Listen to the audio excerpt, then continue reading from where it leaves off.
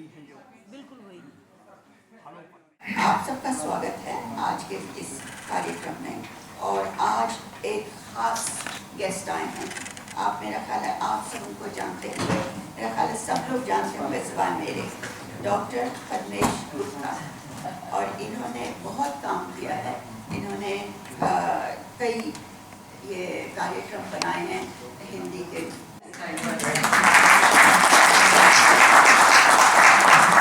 आपने इतनी भी हिंदी बोली वो भी बहुत बात है। हम लोग इतनी भी अच्छी से नहीं बोल सकते हैं।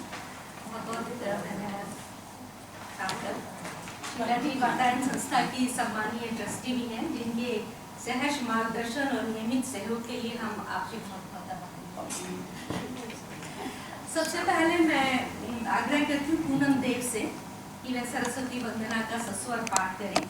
पूनम जी एक उभरती हुई गायिका हैं, टीचर हैं और कल ही स्पेन से लौटी हैं और हमारे आग्रह पर बड़ी सहजता से चली आई है। Thank you so much. तम हर प्रकाश भर कलुष भेद, तम हर प्रकाश भर जगमग जग कर दे, वीणा वादिनी वरदे वरदे, वीणा वादिनी वरदे वरदे।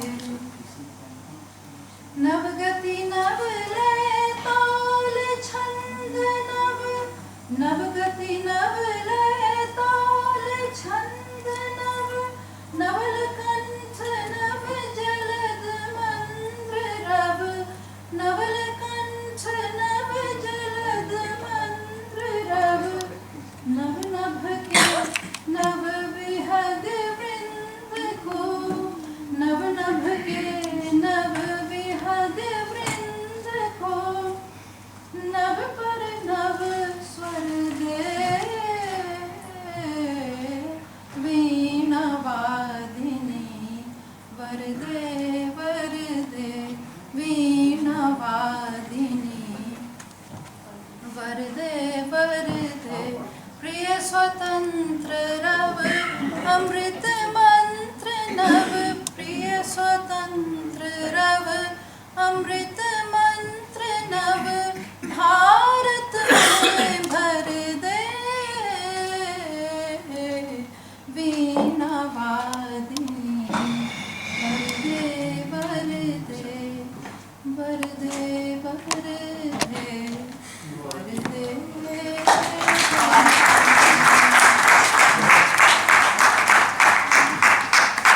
धन्यवाद पूनम, बहुत खूबसूरत वंदना के लिए।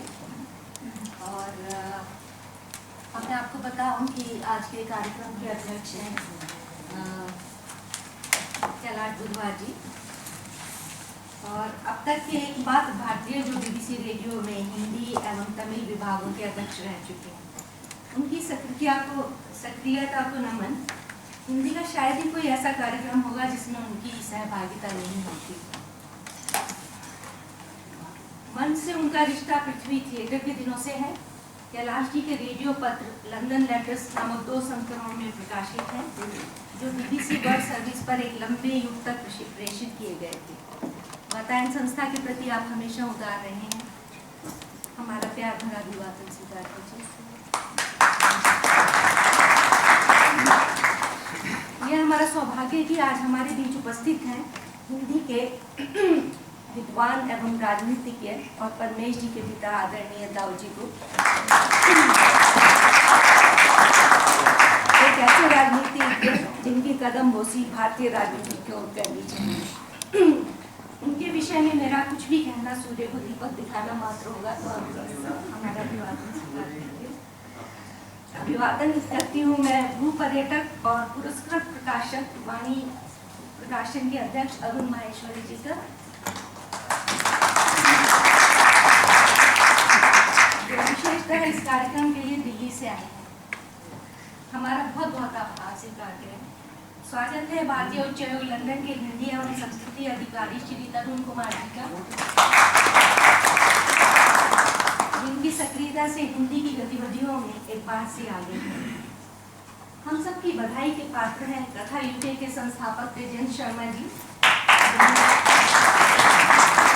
जिन्हें हाल ही में MBE से सुशोभित किया जाएगा, मतलब नाम तो आगे बताएं। और यहाँ बैठे सभी वक्ताओं एवं श्रोताओं की तरफ से आपको बहुत बहुत मुबारकबाद देती हूँ।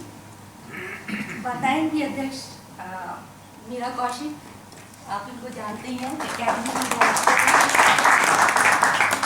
और कार्यक्रम में शिरकत के लिए मैं एशियन कम्युनिटी आर्ट के संस्थापक एवं कथा यूनिटी की पेट्रन काउंसिलर ज़किया जुबैरी जी क्या भी अब मनाए नॉटिंघम से पधारे नृत्य विशेषज्ञ, कवि एवं radio producer doctor Nikhil Kaushik ji से आग्रह करती हूँ। वातायन प्रशस्ति पत्र 2017 भारतीय भाषा और संस्कृति के यशस्वी पुरुष माननीय डॉक्टर पद्मेश गुप्त जी हिंदी के एक ऐसे समर्पित कार्यकर्ता और लोकप्रिय लेखक के नाम, जिनका ब्रिटेन में हिंदी के प्रचार और प्रसार में अद्भुत योगदान रहा है।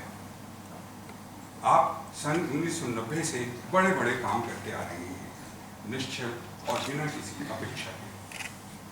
ब्रिटेन में वार्षिक कवि सम्मेलनों की परंपरा शुरू करने वाले, पुरवाई जैसी साहित्यिक पत्रिका के संस्थापक, हिंदी ज्ञान प्रतियोगिता जैसे अंतर्राष्ट्रीय अभियान चलाने वाले और लंदन में विश्व हिंदी सम्मेलन जैसे बड़े आयोजन का संयोजन करने वाले डॉक्टर पद्मेश गुप्त को हाल ही में भारत के राष्ट्रपति श्री प्रणब मुखर्जी द्वारा सम्मानित किया गया है। डॉक्टर गुप्त ने एक प्रतिष्ठित कवि के रूप में भी अपनी विशिष्ट पहचान बनाई है। यूके हिंदी समिति एवं हिंदी ज्ञान प्रतियोगिता की संस्थापना कर आपने भारतीय संस्कृति, भाषा एवं साहित्य के क्षेत्र में नए कीर्तिमान स्थापित किए हैं। आपके अमूल्य योगदान एवं सेवाओं के लिए वातायन संस्था आपकी सविनय प्रशस्ति तथा हार्दिक अभिनंदन करती है। बैरोनेस शीला फ्लैगर और दिव्या माथुर के संस्थापक अध्यक्ष 5 सितंबर 2017।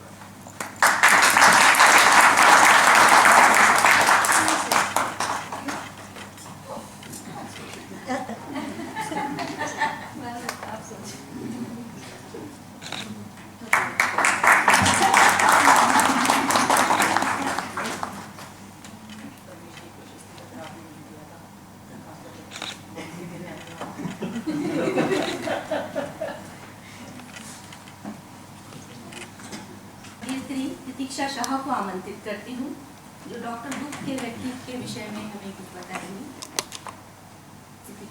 धन्यवाद। आज यहाँ सभागार में उपस्थित सभी गणमान्य लोगों को प्रणाम करती हूँ। मैं यहाँ आज सिर्फ अपनी बात कहने नहीं आई हूँ, बल्कि उन तमाम लोगों के भाव बांटने आई हूँ जो लोग पद्मेश जी के लिए रखते हैं ब्रिटेन में। मेरी मुलाकात पद्मेश जी से 1997 में हुई। 96 में मैं बर्मिंघम की गीतांजलि संस्था की नई सदस्य बनी थी और हिंदी के आयोजन को लेकर तकरीबन हर मीटिंग में सुनती थी कि पद्मेश जी से पूछना पड़ेगा, पद्मेश जी जानते होंगे, पद्मेश जी से बात कर लेते हैं। मुझे लगता था कि पद्मेश कोई बुजुर्ग व्यक्ति हाई कमीशन के बड़े अधिकारी होंगे। परंतु 97 में पहली बार मैंने इन्हें बर्मिंघम के मंच पर देखा। पद्मेश नाम पुकारे जाने पर तकरीबन 30 साल के लड़के को मैंने सुना। 4 पंक्तियों की छोटी छोटी कविताओं में तालियां बटोरने की इनमें खूब कला थी। एक नौजवान हंसते खेलते हर उम्र के व्यक्ति के साथ, छोटा हो या बड़ा, अपनी अद्भुत सेंस ऑफ ह्यूमर के लिए बड़े बड़े काम बड़ी आसानी से निपटाता हुआ यूके में हिंदी के इतिहास का एक बहुत बड़ा नुमाइंदा बना, जिसका शौर्य दुनिया में फैला। 99 वर्ल्ड हिंदी कॉन्फ्रेंस में हमें एक ही कमेटी में साथ काम करने का अवसर मिला। धैर्य, विनम्रता, मैनेजमेंट स्किल्स जैसे कितने ही पर्यायवाची इनके लिए कम पड़ने लगे। छठे विश्व हिंदी सम्मेलन की समाप्ति का भाषण टाइम्स ऑफ इंडिया की खबर बना। A very prominent journalist, Dr. L.K. Sharma, अपने लेख में लिखते हैं, The Thanksgiving speech by the chief organizer, Padmesh Gupta, was a spoken epic.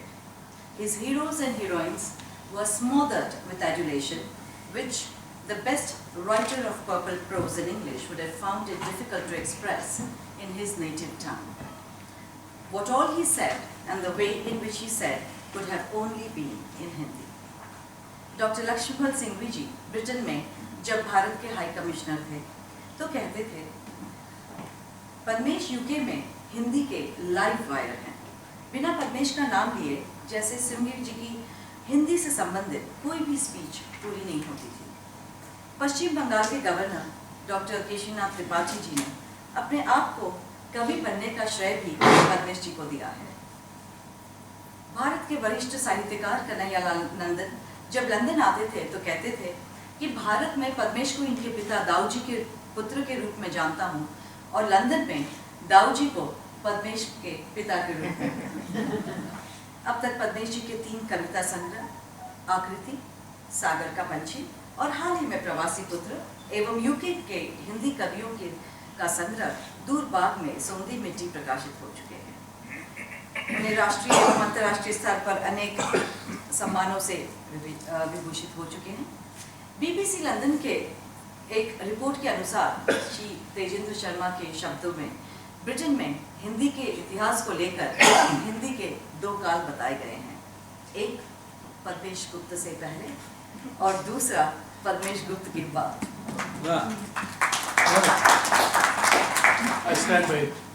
हाल ही में मैं भारत के आयोजनों में जहां पूर्व डिप्लोमेट, विख्यात लेखक और राजनीतिक डॉक्टर पवन वर्मा जी ने पद्मेश जी को शब्दों का शिल्पकार कहा, उत्तर प्रदेश के गवर्नर माननीय राम नायक जी ने कहा कि पद्मेश जी के काव्य पाठ से लखनऊ का राजभवन का गौरव बढ़ा है। उत्तर प्रदेश के उप मुख्यमंत्री डॉक्टर दिनेश शर्मा ने पद्मेश जी को श्रेष्ठ कवि कहते हुए कहा कि वे इन्हें सुनते सुनते अपनी अंतर्मन की भावनाओं में वाकई में खो गए। हम सब का सौभाग्य है कि ब्रिटेन को पद्मेश जी जैसे हिंदी का मित्र मिला है। ब्रिटेन के हिंदी समाज की ओर से हम वातायन की समिति और दिव्या माथुर जी का विशेष धन्यवाद और आभार देते हैं, जिन्होंने ब्रिटेन, भारत और विश्व के सैकड़ों लोगों को लंदन में मंच देने वाले पद्मेश जी को आज इन्होंने लंदन में मंच दिया। धन्यवाद।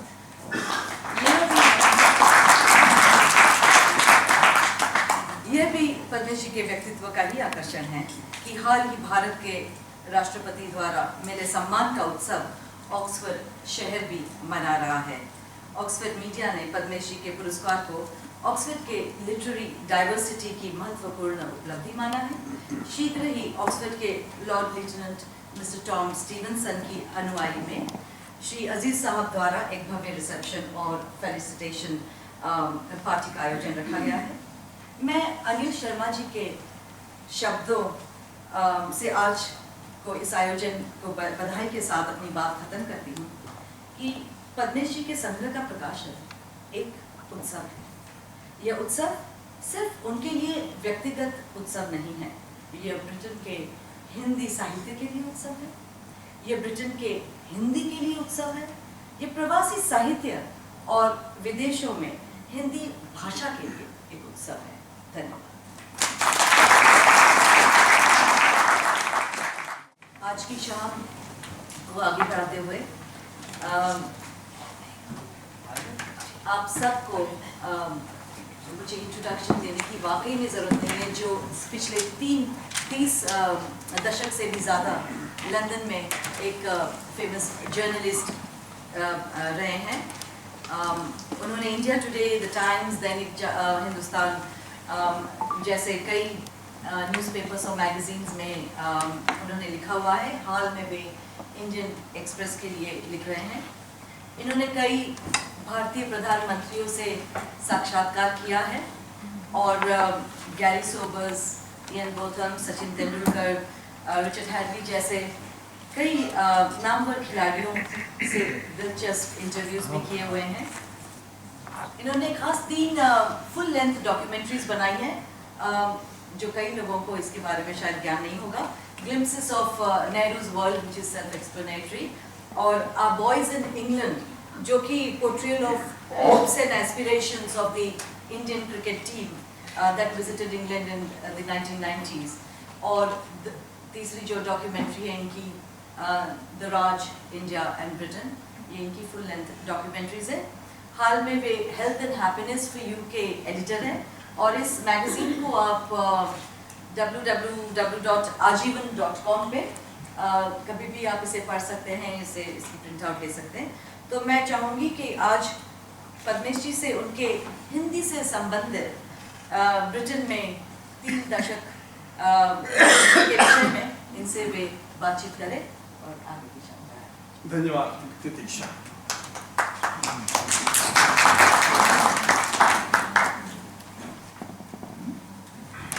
पिछले 3 दशकों से हम एक दूसरे को जानते हैं जब उन्होंने हिंदी साहित्य की स्थापना की थी, और मैं कई बार अपने आप से सवाल पूछता हूँ कि इन 3 दशकों में मेरा चेहरा कहाँ से कहाँ हो गया, सारे बार हो गए, उम्र आ गई, और मैं देखता हूँ कि इन पर कोई फर्क नहीं पड़ा।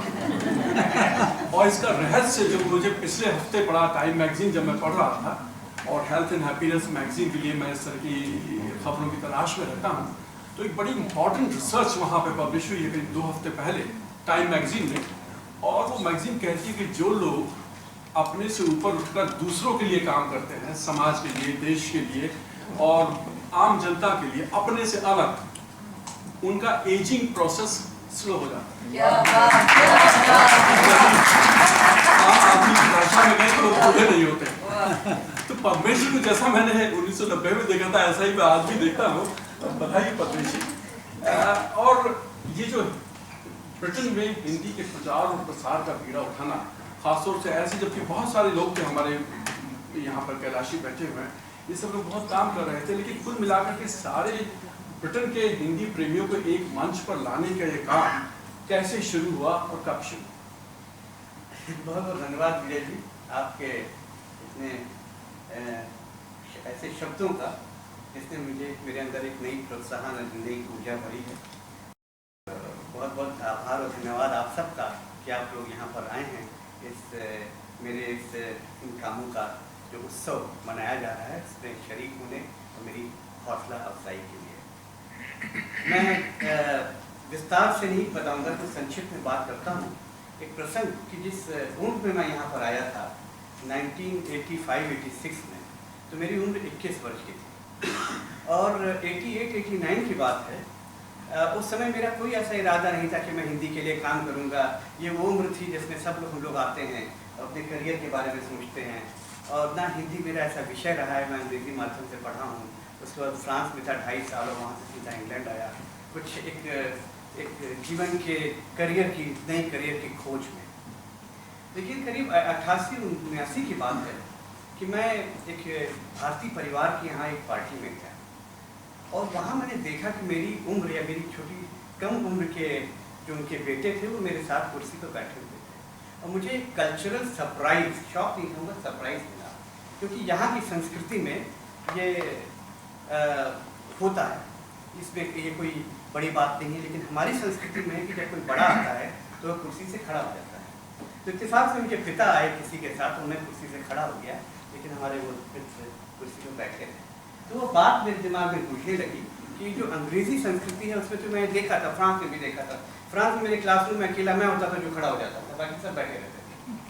तो मुझे लगा कि भारतीय मूल के लोग हैं यहाँ पर, कम से कम उनके अंदर वो एक संस्कार की भावना किस तरह से खत्म हो गई है। और मुझे तब लगा कि शायद ये भाषा ही है जिससे ये संस्कार बनते हैं और या बदलते हैं। वहाँ से मेरे मस्तिष्क में ये गूंजने लगा, क्योंकि मैं एक वैसे परिवार से आता हूँ साहित्यिक, मैंने इस तरह की गोष्ठियाँ सम्मेलन बचपन में पिताजी के साथ काफ़ी देखे हैं। तो मैं यहाँ ढूंढने लगा कि कोई ऐसा हिंदी का कोई ग्रुप हो या संस्था हो। तो इत्तेफाक से मैं रहता था वेस्ट केंसिंगटन में, तो वेस्ट केंसिंगटन में भारतीय विद्या भवन मेरा आना जाना होता था। तो हिंदी के नाम पे मुझे वहाँ सिर्फ एक पत्रिका दिखती थी, अखबार, जो वहाँ कभी कभी फ्री वहाँ होता था, अमरदीप। और दूसरा जो हिंदी का मैं गढ़ जानता था, क्योंकि मेरे पापा जी के मित्र थे वहाँ पर, ओंकार जी और रत्नाकर भारती जी, तो BBC हिंदी सर्विस में। तो इस सिर्फ यही मुझे जो दिखे, और इनमें मुझे ऐसा नहीं दिखा कि कहीं पे कोई कार्यक्रम होते रहे या मुझे जानकारी नहीं हो पाई। तो मैंने कुछ वहाँ भारतीय परिवारों के साथ मिलकर यह मैंने इसकी पहल की कि चलिए हम लोग मिलते हैं और कुछ गाना बजाना, कुछ कविताएं की गोष्ठियाँ करते हैं लोगों के घरों में। और तब हमारी शुरुआत हुई उन दिनों। और आज भी जो मैं देख रहा हूँ कि जो बिल्कुल शुरुआती दौर था, ये जानते हैं क्योंकि बहुत जब शुरुआत में 1990 का टाइम, इसी हिंदी के कार्यक्रमों को लेकर। और तो उन्हीं चुनौतियों की बात हम करें, क्योंकि वो जो ज़माना था, भारत एक महाशक्ति के रूप में नहीं देखा जाता था। हम लोग सब आते थे इस विदेश में अंग्रेज़ों की धरती पर डरे हुए से, सहमे हुए से। आज जो आत्मविश्वास हमारे समुदाय में, हमारे समाज में है, वो 1990 के दशक में नहीं था। तो ऐसे समय में किस तरह की चुनौतियाँ आपके सामने आई हिंदी को आगे बढ़ाने के लिए? अगर मैं आरंभिक दौर की बात करूँ, वहाँ से शुरू करूँ, तो मेरी सबसे बड़ी चुनौती थी कि जब हिंदी समिति की स्थापना हुई और उसमें जो 4-5 परिवार और लोग मेरे साथ जुड़े उसमें आगे आने के लिए, वे सब तकरीबन मेरे पिताजी की पीढ़ी है। और सबसे बड़ी चुनौती थी कि अपने उम्र के उस समय के लोगों के साथ हम कोई संस्था खड़ी कर पाएँ। तो मेरे पास कोई और चारा नहीं था इसको बढ़ाने के लिए, तो मैंने उन्हीं लोगों के साथ हिंदी समिति की स्थापना की और उसके कार्यों को आगे बढ़ाने की एक पहल और एक शुरुआत की। लेकिन ये मेरा बहुत बड़ा सौभाग्य है कि बहुत कम समय में उन सारे बड़ों ने मेरी इस पहल को, मेरे काम को और मेरे नेतृत्व को बल्कि कहूँगा स्वीकारा और मुझे आगे बढ़ने का मौका दिया कि हम सबको संगठित करके संस्थाओं इन कामों को आगे बढ़ाएं। क्या कभी ऐसा वक्त भी आया कि जब कुछ फ्रस्ट्रेशन हुई कि ये कुछ चीज़ आगे नहीं बढ़ रही है और रास्ते में बहुत सारी बाधाएं हैं, जो कोई भी नए काम को जब आप शुरू करें तो इस तरह की बाधाओं का सामना करना पड़ता है, तो वो कौन से क्षण थे जो निराशा के आए होंगे कि ये काम आगे बढ़ने वाला नहीं है? और खासतौर से हिंदी के बारे में जब बात हम करते हैं तो इस तरह की बहुत सारी मुश्किलों का सामना अनेक संस्थाओं को करना पड़ता है। आप बताएंगे क्या निराशा के क्षण क्या थे? देखिए, शुरुआती दौर में तो बहुत उत्साह रहा, बहुत सकारात्मकता रही और कुछ रास्ते भी मेरे ऐसे बनते रहे कि मुझे कोई भी ऐसा क्षण नहीं याद है कि यहाँ की निराशा की। और वैसे निराशावादी हूँ नहीं, मैं आशावादी व्यक्ति हूँ, तो ऐसे कोई मुझे क्षण याद नहीं है। और ये विरोध होता है कई बार अनजाने तो लेकिन यह है कि जब आगे जब काम बढ़ा है और हम इस मतलब 15-20 सालों तक इसको हमने आगे बढ़ाया है, तो अवश्य ऐसे क्षण आए जब हमारे बड़े हैं उनको मेरे अंदर शायद कमियां दिखाई दी। या फिर भी मैं कहूँगा कि इस तरह की जो मेरी भावनाएं हैं वो मेरी प्रवासी पुत्र पुस्तक में प्रकाशित हैं और कविताओं के माध्यम से आप उन्हें सुन सकते हैं। लेकिन आपने ये कार्यक्रम भी ऐसा है कि इसमें कविताएं बीच बीच में हो सकती हैं। तो मेरी एक कविता है पौधा, और शायद इस पौधा कविता के माध्यम से आप तक ये बात पहुंच पाए। तो आप कहें तो मैं वो पौधा आप ये बताते किस तरह से आपने एक पौधा लगाया जो वृक्ष बन करके आ गया? कविता है कि जब मैं पौधा था तो अच्छा था, लोग मुझे पानी देते थे, सुबह सुबह मेरी डालियों पर लिखते थे नए नए स्वप्न। जब मैं पौधा था तो अच्छा था, लोग मुझे पानी देते थे, सुबह सुबह मेरी डालियों पर लिखते थे नए नए स्वप्न। लेकिन आज देखकर तुम्हारे हाथों में पत्थर, मुझे हुआ एहसास कि फल उगाए हैं मेरी शाखों पर। मैं पौधे से सच हो गया हूँ, स्वप्न से एक सच हो गया। मैं जानता हूँ अब काटी जाएंगी मेरी बाहें, बनेंगे उससे मकान, खुलेंगी नई दुकान। परंतु कद मेरी जड़ों की गहराइयों का तुम्हारी ख्वाहिशों की ऊंचाइयों से बड़ा है, बड़ा ही रहेगा। तभी तो त्याग और विचार की नींव पर यह वृक्ष खड़ा है, खड़ा ही रहेगा। किंतु व्यर्थ नहीं जाएंगे मेरे घाव, कुछ बीज हैं इन फलों में जो जन्म देंगे नए पौधे को, नए वृक्ष को, नए स्वप्न को, नए सच को।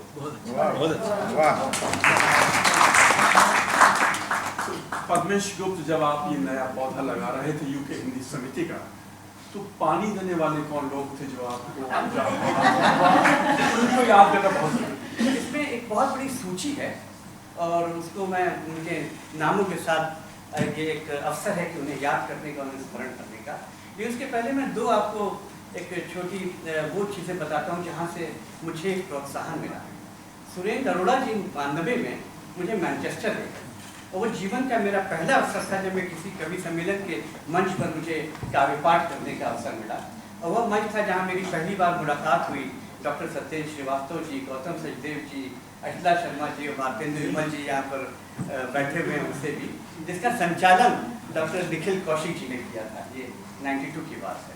और जब मुझे पहली बार अवसर मिला किसी मंच पर तालपाठ करने का, और उसके बाद ये जनवरी 1993 की बात है, यहाँ पर KBS सक्सेना साहब बैठे हुए हैं, जिन्होंने मुझे ये अवसर दिया एक हास्य कवि सम्मेलन का संचालन करने। और आपका मेरे पास फ़ोन आया कि ये हम हास्य कवि सम्मेलन कर रहे हैं हिंदू सोसाइटी में, हम चाहते हैं संचालन करो। और तो ये मेरे लिए बहुत बड़ी चुनौती थी उस समय, और साथ में एक बड़ा अवसर भी था। तो जब हास्य कवि सम्मेलन की बात आई तो मैं एक सूत्र बताऊँ फॉर्मूला की किस प्रकार से मैंने उसकी तैयारी की। मेरे घर पे एक किताब पड़ी हुई थी तबस्सुम के चुटकुले, तो मैंने उन चुटकुलों में से ढूंढना शुरू किया कि इसमें हिंदी को लेकर या कवियों वगैरह के किस प्रकार से प्रसंग हैं, चुटकुले हैं। फिर मैंने कुछ चुटकुलों को जो है वो तुकबंदी करके छोटी छोटी रचनाओं में बांधा।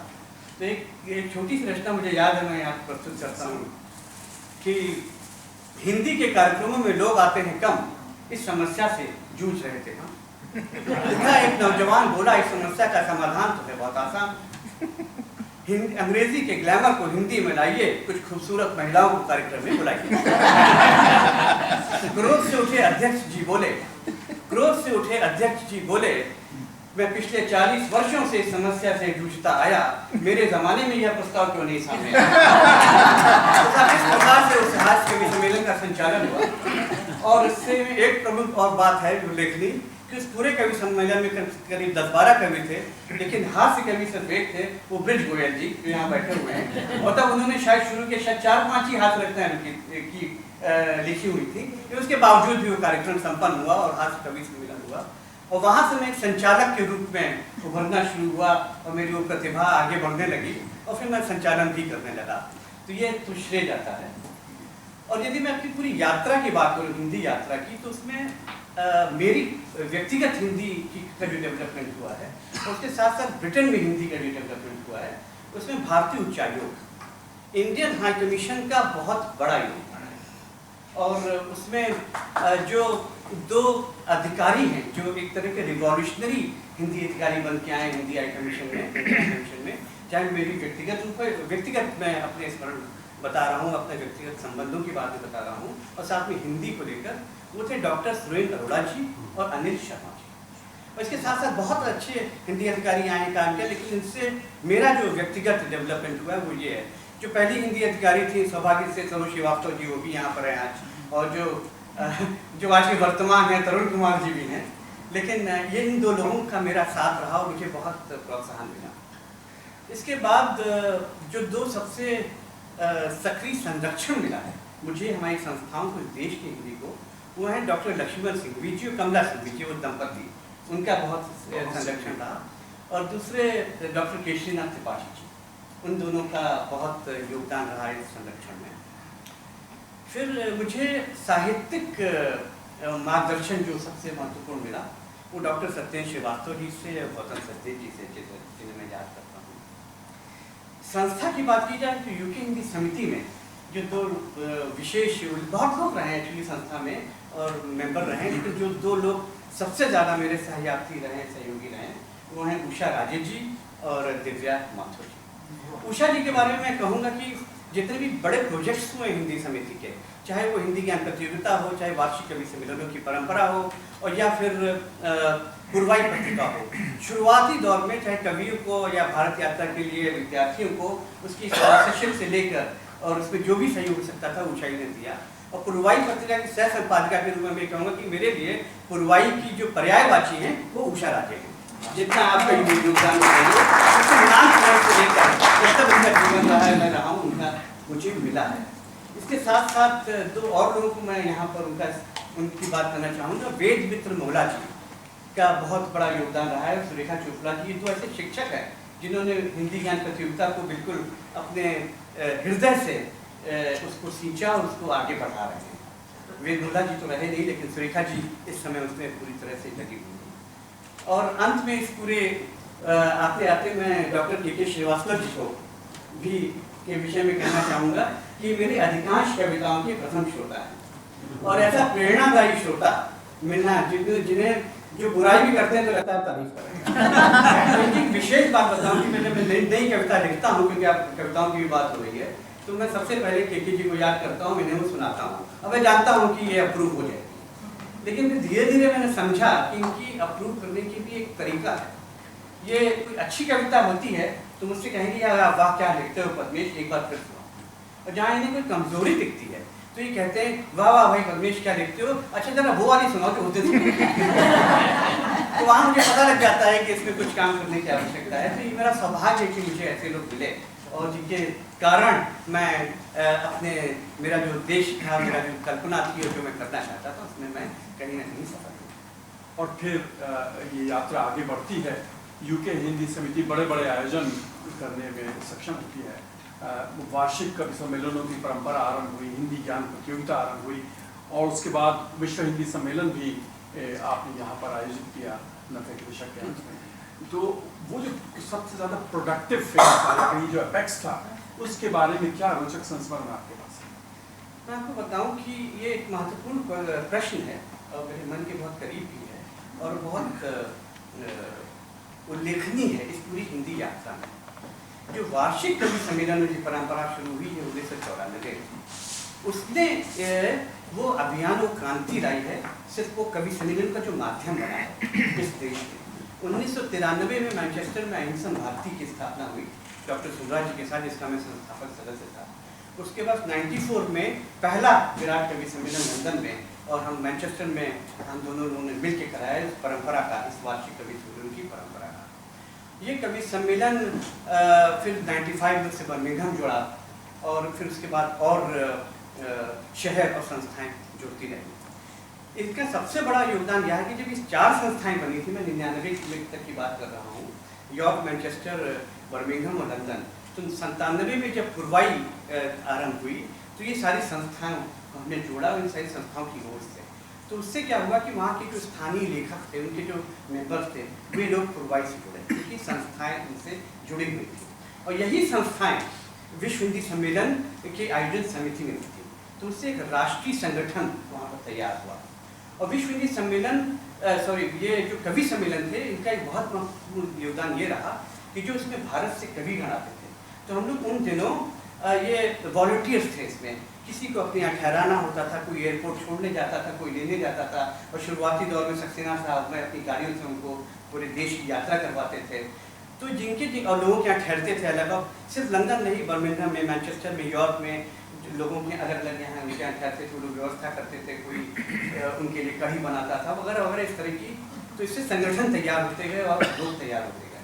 तो उनके जो संबंध बने इन कवियों के साथ, उससे कई लेखकों को प्रेरणा मिली मैं यहाँ पर लिखने की। और मेरा विचार है, शायद अग्रवाल जी सहमत होंगी और ऊषा जी ने तो अपनी इसमें लिखा है कि शिवमोहन सुमन जी जब उनके यहाँ ठहरे तो उन्हें कितनी प्रेरणा मिली। इस प्रकार से यहाँ पे काफ़ी नए लेखकों ने भी जन्म लिया। तो मैं ये मानता हूँ कि जैसे आपके घर में विवाह होता है, शादी होती है, आपके आंगन में अगर बिटिया की शादी है तो पूरा मोहल्ला, आपके मित्र, रिश्तेदार, वो सब उसमें लग जाते हैं। कोई फूल लेने जाता है, कोई मंडप लगाता है, कोई बारात का स्वागत करता है। भले उनमें सहमतियाँ असहमतियाँ हो, झगड़े हो रिश्तेदारों के आपस में, लेकिन जब विदाई हो जाती है तो सारे मित्रों और घर वालों को लगता है कि जैसे ये शादी उन्हीं की वजह से हुई है। अगर वो ना होते तो ये शादी ना होती, पंडित ना आता, मंडप ना लगता, या खाना गड़बड़ हो जाता, या बारात का स्वागत ना होता। तो उसी प्रकार से जब ये आयोजन बढ़ रहे थे और ये सब संस्थाएं वॉलंटियर्स लगे हुए थे, तो हर व्यक्ति को लगता था जैसे ये कवि सम्मेलन उसकी वजह से हुआ। यदि वो एयरपोर्ट से ना लाता तो शायद कवि सम्मेलन ना हो पाता। ये सबसे बड़ी उपलब्धि मानता हूँ उस सोच की, और जब ये आगे चल रहा था। इसी प्रकार से अगर जब ये विवाह होता है और जब आजकल जैसा तरीका है कि होटलों में बुकिंग हो जाती है, तो उसमें भाई बहन मित्र भी गेस्ट बन के जाते हैं। तो उनका वो जो स्वरूप होता है कि हर एक को लगे कि हमारी वजह से हुआ है। तो जब कवि सम्मेलन शुरू हुए और विश्व हिंदी सम्मेलन हुए, तो जितने भी हमारे कोई छोटा भी काम करता था उसको महसूस होता था कि ये हमारी वजह, मेरी वजह से हुआ। तो उससे एक वो अभियान बनने लगा, हमारे वॉलंटियर्स की संख्या बढ़ने लगी और लोग कवि सम्मेलन हिंदी से ज़्यादा जुड़ने लगे। और जब कवि परिवारों में ठहरते थे तो उनके बच्चे, उनसे उनकी बातचीत होती थी, तो उनके ऊपर भी, उस पीढ़ी के ऊपर भी असर बनना शुरू हुआ। तो मैं विश्व हिंदी सम्मेलन को, कवि सम्मेलनों की इस परंपरा को जो शुरू हुई, सबसे महत्वपूर्ण योगदान मानता हूँ। फिर उससे पुरवाई जब शुरू हुई तो ये सारी संस्थाएं लोग जुड़े। 99 के बाद 2002-2003 से इसमें और शहर भी जुड़ने लगे और संस्थाएं, नॉटिंघम जुड़ा, लेस्टर, वुल्वरहैम्पटन भी इसमें आए और 7-8 शहर बढ़ गए। लेकिन एक बात महत्वपूर्ण मैं ये आपको बताऊं कि मेरे पास बहुत ऑफर्स आते थे, प्रपोजल्स आते थे लोगों के कि हम कभी सम्मेलन करवाना चाहते हैं, हम भी करवाना चाहते हैं, और समृद्ध लोग थे। तो मैंने उस समय और हम लोगों ने, बल्कि मैं कहूँगा मिलकर ये तय किया हुआ था कि जहाँ भी कवि सम्मेलन का आयोजन होगा वहाँ हिंदी की संस्था, पार्टनरशिप किसी के साथ हो, प्रायोजक कोई भी हो, लेकिन आयोजक हिंदी की संस्था होगी। जिसके कारण वुल्वरहैम्पटन में कृति यूके का जन्म हुआ, जिसके कारण नॉटिंघम में का जय वर्मा जी की संस्था का जन्म हुआ कि हमें कवि सम्मेलन करवाना है। तो जहाँ भी बात होती थी, और उसका कारण ये भी था कि मैं ये चाहता था कि जब हिंदी की संस्था कार्यक्रम चलाएगी तो उसका मिशन, उसका फोकस सिर्फ हिंदी होगा। लेकिन मुझसे बहुत धार्मिक संस्थाएं, राजनीतिक संस्थाएं, सांस्कृतिक संस्थाएं, उन लोगों के पास हॉल है, कम्युनिटी हॉल है, पूरा इंफ्रास्ट्रक्चर, तो वो उनका मिशन और विजन हिंदी नहीं है। उनको तो एक कार्यक्रम मिल जाएगा, कवि सम्मेलन करवा देंगे, उससे ऑडियंस भी ज़्यादा होगी, लोग भी ज़्यादा आएंगे, इसमें कोई दो राय नहीं, लोगों तक पहुँचेगा भी। लेकिन मेरी जो उसमें दृष्टि थी, जो सोचने का अंदाज ये था कि कार्यक्रम में भले ही 250 की जगह 20-25 लोग आए, लेकिन उसमें से 2-3 लोग ऐसे हुए जो हमारी संस्था से जुड़े, जो हिंदी से जुड़े, जो लेखन से जुड़े। तो उससे, और मैं ये बात पूरे अधिकार के साथ कह सकता हूँ कि मेरी वो सोच, मेरा जो विजन, उसमें मैं बहुत सफल हुआ। और जो एक बड़ा कार्यक्रम होता है, मैं इसको इस तरीके से कहता हूँ, अगर दार्शनिक रूप लूँ, कि जो आतिशबाजी होती है वो देखने में बहुत अच्छी लगती है, लोगों को सुख भी बहुत देती है, लेकिन कोई ऐसा दीप जले जिससे और दीप जले, उसमें समय लगता है लेकिन रोशनी होती है और लंबे समय तक के लिए होती है। शेर के साथ कहना चाहूँगा कि सिर्फ हंगामा खड़ा करना ही मेरा मकसद नहीं, मेरी कोशिश यही की है सूरत बदलने। और जो बात मुझे समझ में आ रही है वो ये है कि एक बड़ा विजन लेकर आप चलते रहे, सब लोगों की भागीदारी को भी आप आमंत्रित करते रहे, उन्हें श्रेय भी देते रहे, और आप खुद पीछे हट करके सब लोगों को एक साथ लेकर के चले। लेकिन इस सब के बावजूद इतने बड़े आयोजन आपने किए, कहीं ना कहीं तो गड़बड़ जरूर हुई होगी, कोई ऐसी चीज जहां आप ठोकर लगी हो, कहीं कोई असफलता हुई, क्योंकि असफलता से ही सफलता की पहली सीढ़ी तो शायद असफलता ही है। तो आप एक घटना बताइए जहां कहीं आपको बड़ी मुश्किल का सामना करना पड़ा। मैं जब अगर बात आप संघर्ष की, जैसे लोग कहते हैं कि इन्होंने इतने जीवन में संघर्ष किया, तो मैं आपको कहूँगा कि मैंने कोई संघर्ष नहीं किया। जहाँ काम होता है, जहाँ काम करना होता है, उसमें संघर्ष मानता ही नहीं, तो काम का एक हिस्सा है, उसे तो आगे बढ़ना ही चाहिए। जहाँ तक चुनौतियों की बात है, हाँ चुनौतियाँ तो आती हैं अगर हम काम करते हैं, और अगर हमें चुनौतियों को सामने करने की क्षमता नहीं है या वो साहस नहीं है, तो हम काम ही क्यों करें। और ऐसी कुछ घटनाएं छोटी मोटी हुई, लेकिन मैं उन्हें कोई घटना नहीं मानता और मैं उसे बहुत सकारात्मक यूज लेता हूँ। लेकिन चुनौतियों में ये जरूर था, विश्व हिंदी सम्मेलन का जब आयोजन हुआ, तो जब वो उसे बहुत कम समय करना था, तो इसे मैं एक अवश्य चुनौती मानता हूँ कि वह एक चुनौती थी। और कुछ प्रकार की चुनौतियाँ चलिए होती रहती हैं, जैसे विश्व हिंदी सम्मेलन था। मैं ये मानता हूँ कि जो ऑर्गेनाइजर्स होते हैं, परफॉर्मर्स होते हैं, उनके बीच जब तक कार्यक्रम तक तो संबंध बहुत अच्छे होते हैं, लेकिन कार्यक्रम के बाद कोई गारंटी नहीं कि क्या उसमें कन्फ्लिक्ट हो जाएगा।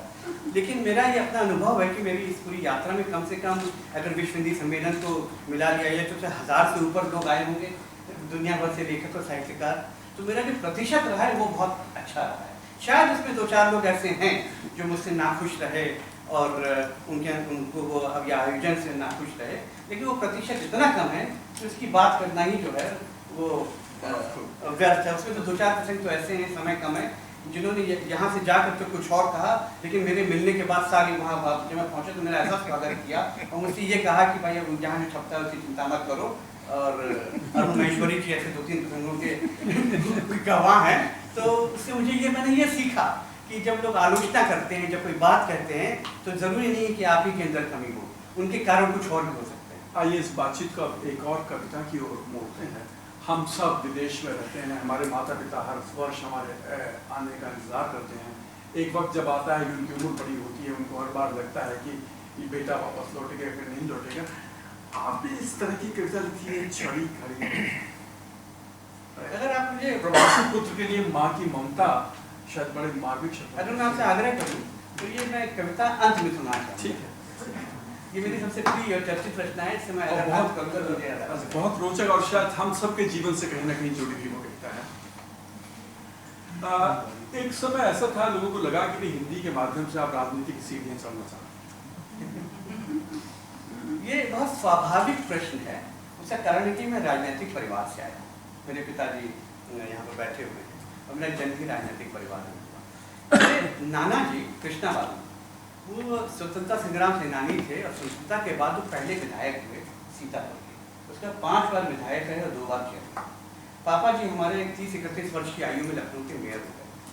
तो मेरी मम्मी बचपन में कहती थी कि उधर तुम्हारे नाना और इधर तुम्हारे पापा, भैया अब तुम राजनीति में ना जाना। और इसलिए मैं ये प्रसंग इसलिए बता रहा हूँ कि राजनीति को मैं बहुत अच्छी तरह से समझता हूँ और मैं जानता हूँ। और मैं इसलिए ये बहुत बड़ा कारण है कि मैं राजनीति में नहीं गया।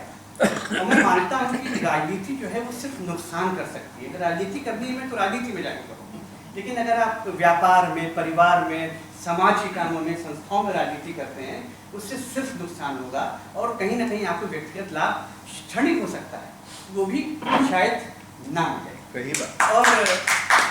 और अगर मैं लोगों की बात करूं, मित्रों की बात करूं, उनको ऐसा लगा। उसका कारण ये भी रहा क्योंकि कुछ संबंध ऐसे थे। मैं कृष्णा त्रिपाठी जी से मेरे अच्छे संबंध थे, उनको मैं हिंदी में लाया। पूर्व प्रधानमंत्री विश्वनाथ प्रताप सिंह जी की 99 में मेरे घर आए, वहाँ पर गोष्ठी हुई। बाल कवि बैरागी जी और मुजफ्फर अली साहब और जनार्दन त्रिवेदी जी जैसे नेताओं के साथ मैंने यहाँ पर कार्यक्रम किए। लेकिन मैं बताना चाहता हूँ सारे कार्यक्रम उनकी हिंदी विद्वता और हिंदी कविता के कारण यहाँ पर हुए। मेरा जो पूरा लक्ष्य था वो सिर्फ हिंदी को लेकर आगे बढ़ना था। वो सिर्फ इसलिए आए थे इसलिए नहीं कि वो नेता थे, बल्कि वो हिंदी के एक हिंदी सेवी थे और हिंदी के प्रति उनके निष्ठा थी, वो काम करते थे। इस कारण से पिछले 4-5 वर्षों में ऐसा लगा कि आप हिंदी से मुंह मोड़ रहे हैं और शायद संन्यास लेने की इरादा है और कहीं लगता था कि आप गायब हो गए हिंदी की दृष्टि से। मैं इसे संन्यास नहीं कहूँगा, अवकाश कहूँगा। और मैं कहूँगा जैसे मैंने अवकाश ले लिया था हिंदी से, इसमें कहीं ना कहीं मेरा कुछ थोड़ा सा दुखी हुआ कुछ बातों को लेकर। और तो मैंने सोचा कि अगर मैं वहाँ पे रास्ते से थोड़ी देर के लिए पीछे हट जाऊँ तो वह बेहतर होगा। और लेकिन मैंने ये समझ लिया था कि इससे हिंदी का नुकसान नहीं होने वाला है और कहीं ना कहीं शायद उससे फ़ायदा भी मुझे दिख रहा है कि उससे लाभ भी हुआ है। और अगर आप देखिए मैंने विश्व हिंदी ये कवि सम्मेलन की एक परंपरा शुरू की। मेरे अवकाश के बावजूद भी वो कवि सम्मेलन निरंतर बढ़ रहे हैं और हाई कमीशन कर रहा है, सक्सेना साहब के नेतृत्व में हो रहा है। और जहाँ 7-8 शहरों में था वो 12-13 शहरों में वाइडर ऑडियंस तक पहुँच रहा है। पुरवाई जिसे मैंने तो पूरी तरह से बंदी कर दी थी, उसे तेजन जी ने हाथों हाथ ले लिया और पुरवाई भी चल रही है। हिंदी ज्ञान प्रतियोगिता हमारे शिक्षक जो यहाँ पर इस देश में हैं वो उसको बढ़ा रहे हैं। हिंदी बल्कि बढ़ा ही नहीं रहे हैं। जो आप हिंदी ज्ञान प्रतियोगिता की अगर आप भाषण प्रतियोगिता में जाइए तो आप देखिए वहाँ संचालन अब विद्यार्थी करते हैं उस पूरे कार्यक्रम का संचालन शिक्षक भी नहीं कर रहे हैं, तो वो भी आगे बढ़ रही है। हमारी हिंदी समिति संस्था सुरेखा चोपड़ा जी और शशि वालिया जी, सीमा बिंदी जी, ये लोग उसको चला रहे हैं।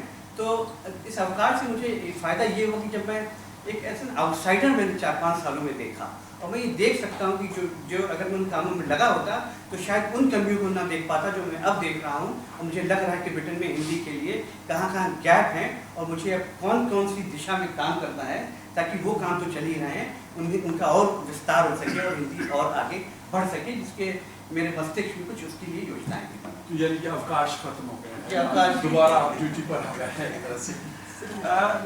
तो आगे की योजना क्या है, खासतौर से युवाओं को हिंदी के साथ जोड़ने के लिए आपका विजन क्या है? जो मैंने काम किया है हिंदी ज्ञान प्रतियोगिता के माध्यम से, उसमें मुझे अवसर मिला यूरोप के कई देशों में जाने का, रूस जाने का और ब्रिटेन तो है ही। तो एक उस काम के द्वारा मेरे बहुत संपर्क हुए हैं हिंदी के शिक्षकों को यूरोप, रूस, यूके में और विद्यार्थियों के साथ। तो मैं चाहता हूँ इन सबका एक नेटवर्क तैयार हो। शिक्षकों का, हिंदी विद्यार्थियों का, जिसमें रूस और यूरोप, पहले मैं ये कहता था रूस और यूरोप, मुझे ब्रेक्सिट के बाद कहना पड़ेगा यूके, यूरोप और रूस, इन तीनों का एक विद्यार्थियों का शिक्षकों नेटवर्क तैयार हो। बहुत साल पहले मुझे याद है कि राज बुधवार जी का एक लेख छपा था, क्या यूके यूरोप में नहीं? जी हाँ, यही सवाल है, क्या यूके यूरोप में नहीं? और आपने ये बड़ा रूखा विषय है मैं कहूँगा, और बड़ा विवादास्पद विषय है, दिन रात टेलीविजन पर, समाचार माध्यमों में इसकी चर्चा होती है, खासी कड़वाहट भी छोड़ गया है इस देश में। आपने ब्रेक्सिट के बारे में जो कविता लिखी है उसके बारे में उसको सुनना चाहेंगे। मैं ये थोड़ा सा भूमिका बताता हूँ। क्या हुआ था कि जब मैं, मुझे आपको याद होगा जो ये ब्रेक्सिट के जो रुझान थे, रेफरेंडम हुआ, सुबह 6-7 बजे से रुझान आना शुरू हुए, हम सो के उठे और देखा कि रुझान ब्रेक्सिट के फेवर में जा रहा है। और ये उस समय की बात है कि मुझे हेडलाइन न्यूज़ सुबह सुबह देखने को मिली, एक यहाँ के जर्नलिस्ट हैं फ्रीलैंड, उनकी, कि we have woken up in a different country. और वहाँ से इस कविता ने जन्म लिया। और कैलाश जी आप विश्वास नहीं करेंगे, उसी समय मुझे आपका ये 2003 का मेरा ख्याल लेख है, ये याद आया कि यूके यूरोप में नहीं है, तब इस कविता का जन्म हुआ जो मैं आपके साथ बांटता हूँ। कि चिड़ियों की चहक में उत्साह कुछ कम था, सूरज की रोशनी में प्रकाश कुछ नम था। आज सुबह जब मैं सोकर उठा तो पाया सामने दीवार पर टंगे मेरे यूरोप के नक्शे पर कुछ जख्म था। चिड़ियों की चहक में उत्साह कुछ कम था, सूरज की रोशनी में चिड़ियों की चहक में उत्साह कुछ कम था, सूरज की रोशनी में प्रकाश कुछ नम था। आज सुबह जब मैं सोकर उठा तो पाया सामने दीवार पे टंगे मेरे यूरोप के नक्शे पर कुछ जख्म था। तुम्हें उड़ना मना है उस पार, कतरे जा रहे थे मेरी गौरैया के पर। तुम्हें उड़ना मना है उस पार, कतरे जा रहे थे मेरी गौरैया के पर। मेरी एक्वेरियम के बाएं कोने में सहमी थी देश विदेश की मछलियां, उनका डर। आज सुबह जब मैं सोकर उठा तो लगा जैसे मेरी अंग्रेजी माँ मुझे गोद में लेकर छोड़ रही है मेरे फ्रांसीसी पिता का घर। उस माँ ने जिसने कभी सिखाया ही नहीं कि अपने पड़ोसियों के संग रहने में है कोई बुराई। उस माँ ने जिसने कभी सिखाया ही नहीं कि अपने पड़ोसियों के संग रहने में है कोई बुराई। बचपन से खेलता आया मैं रंग बिरंगी तितलियों से। अब देखना पड़ेगा कौन सी अपनी है और कौन। आज सुबह जब मैं सोकर उठा तो टूटा ही नहीं मेरा स्वप्न, बल्कि टूटे मेरी बाग की डालियों पर बसे बरसों के घोंसले। आज सुबह जब मैं सोकर उठा तो टूटा ही नहीं मेरा स्वप्न, बल्कि टूटे मेरी बाग की डालियों पर बसे बरसों के घोंसले। मेरी कलियों की नन्ही पंखुड़ियों के बड़े हौसले। टूटा मेरी छत के ऊपर से मेरा विश्वास। टूटा मेरी छत के ऊपर से मेरा विश्वास। टूटा दुनिया को आलिंगन में लेने वाला इतिहास। आज 24 जून 2016 है। आज 24 जून 2016 है। ऑक्सफोर्ड शहर के अपने घर में जब मैं सोकर उठा। आज 24 जून 2016 है। ऑक्सफोर्ड शहर के अपने घर में जब मैं सोकर उठा तो देख मौसम में खुदगर्जी की हवाएं। सच बताऊं मैं मुंह ढक कर फिर सो गया।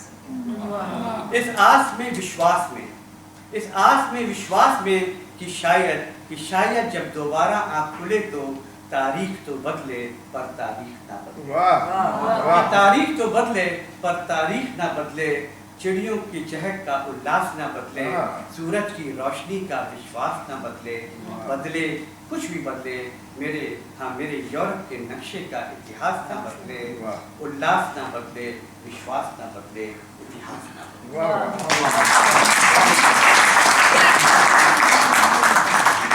ब्रेक्सिट की तमाम कड़वाहट के बावजूद आप अभी आशावादी हैं, इसकी दाद देनी होगी।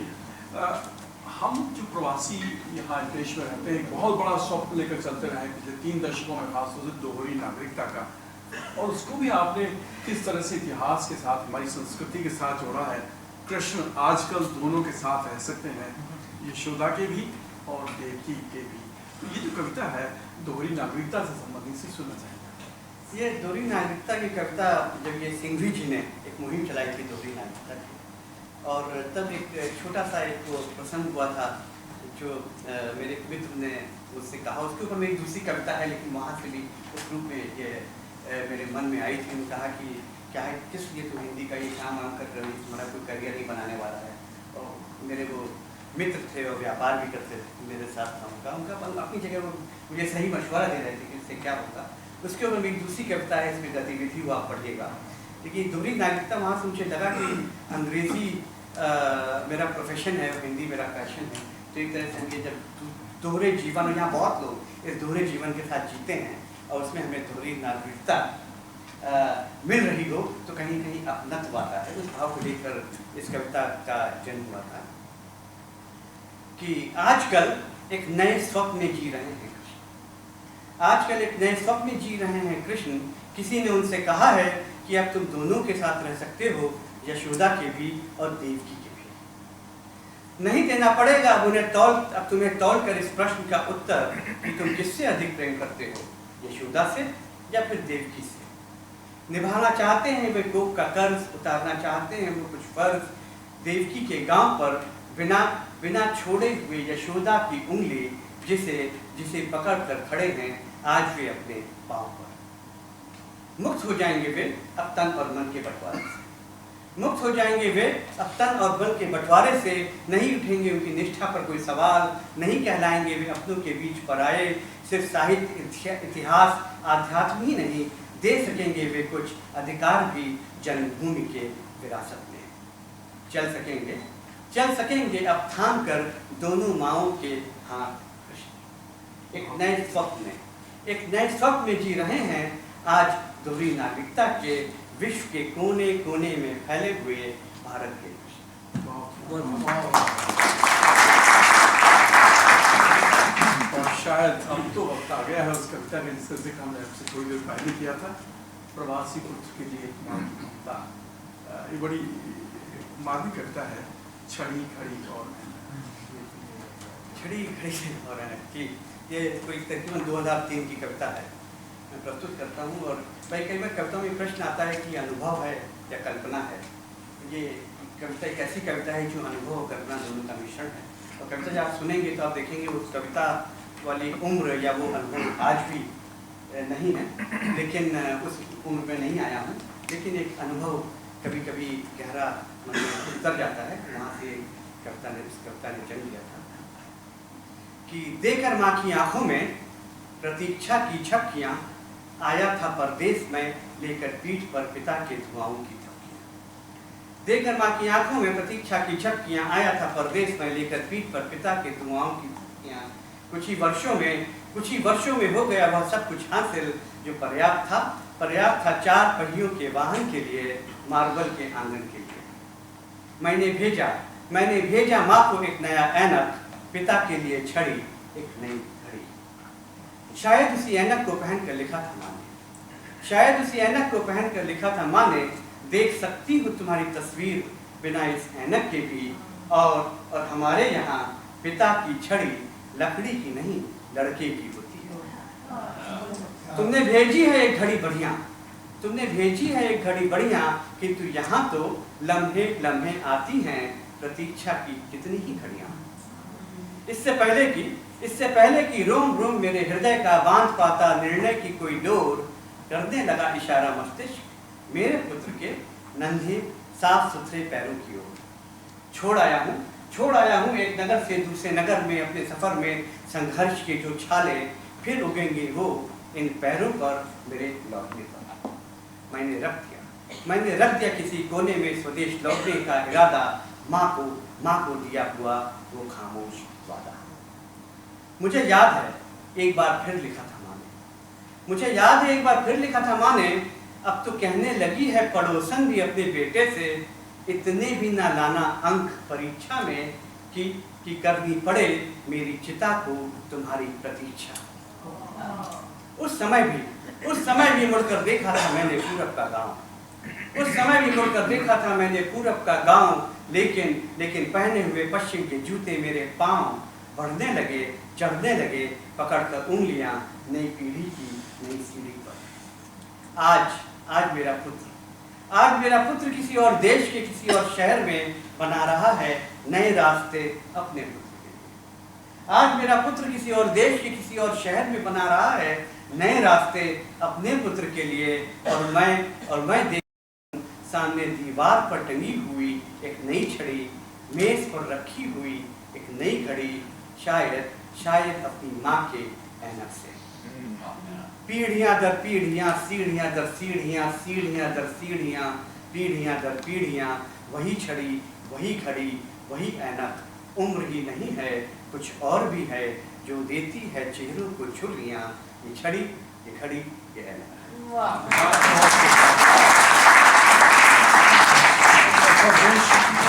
मैं कह सकता हूँ ये शायद हर प्रवासी पुत्र की प्रथा है।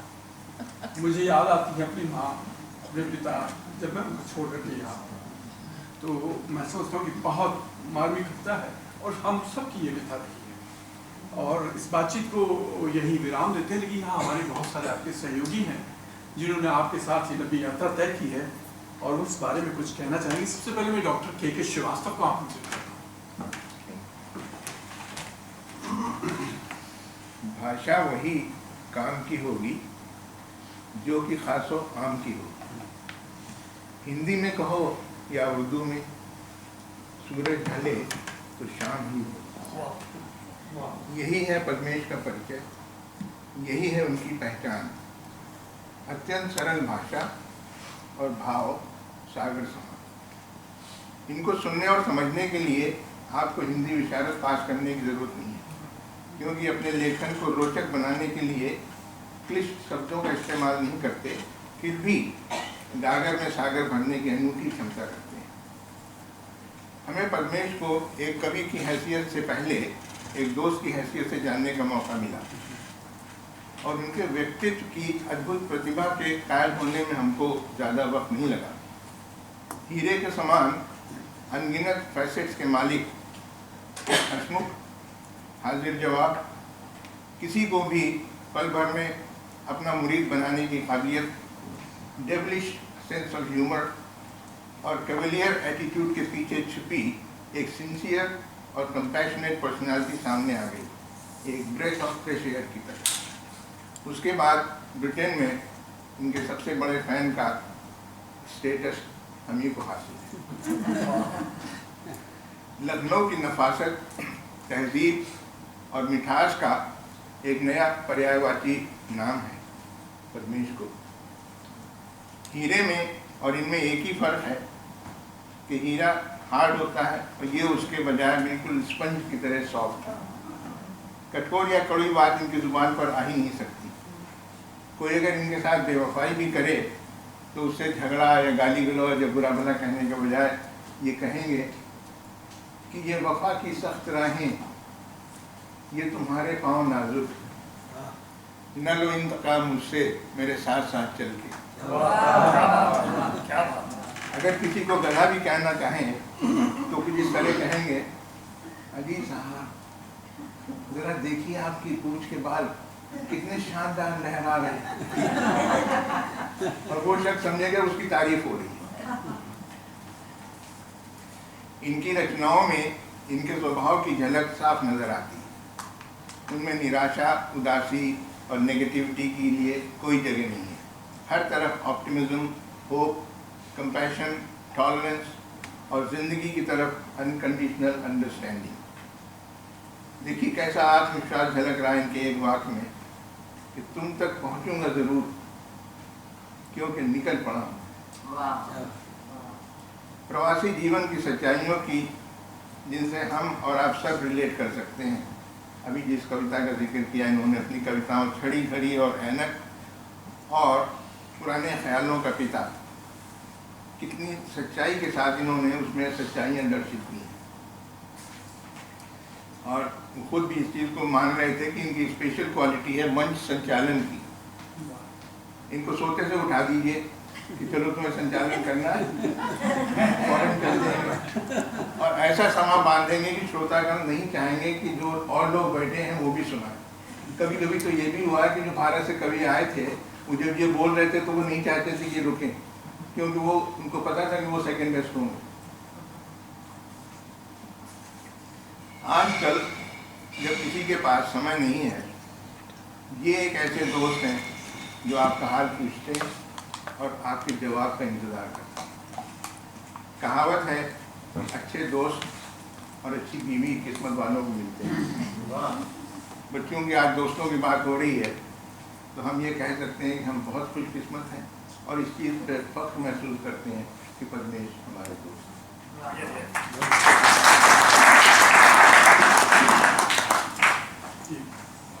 धन्यवाद डॉक्टर जगदीश श्रीवास्तव। अब मैं श्री दाऊजी गुप्त को आमंत्रित करना चाहूँगा और पता नहीं किस तरह की शरारत करते थे। अच्छी बात है, हमने बहुत सुनी थी। आपको मैं मुश्किल में नहीं डालना चाहूँगा, आप जो कहना चाहेंगे।